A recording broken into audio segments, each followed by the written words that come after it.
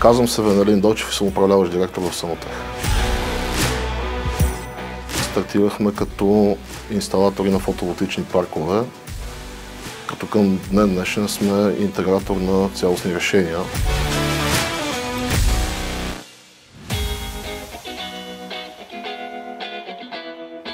Първият проект, който изградихме, беше с капацитет от 750 кВт в Германия.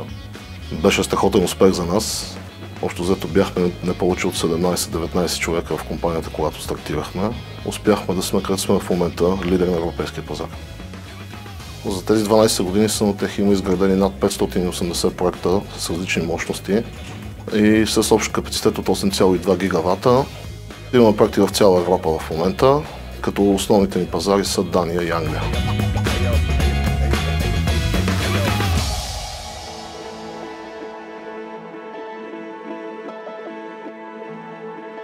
Ние развиваме и в момента бизнес в чужбина и категорично мога да заявя, че в България възможностите са доста повече, отколкото в чужбина. Изкарал съм много дълго време в чужбина, живял съм навсякъде почти, така че мога категорично да твърдя, че в България е доста по-лесно.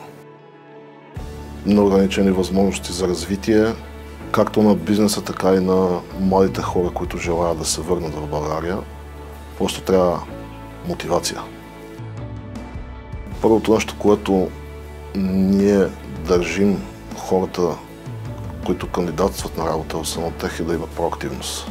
Проактивността е едно, може би, от най-ключовите качества, които търсим в хората.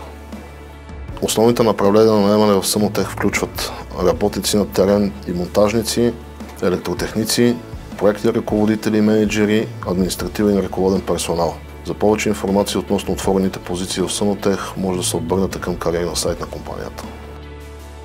За мен всеки един служител, който има мотивацията и амбицията да расте в компанията, трябва да мине през всеки един процес, било то от най-ниското ниво на оперативен процес до най-високото.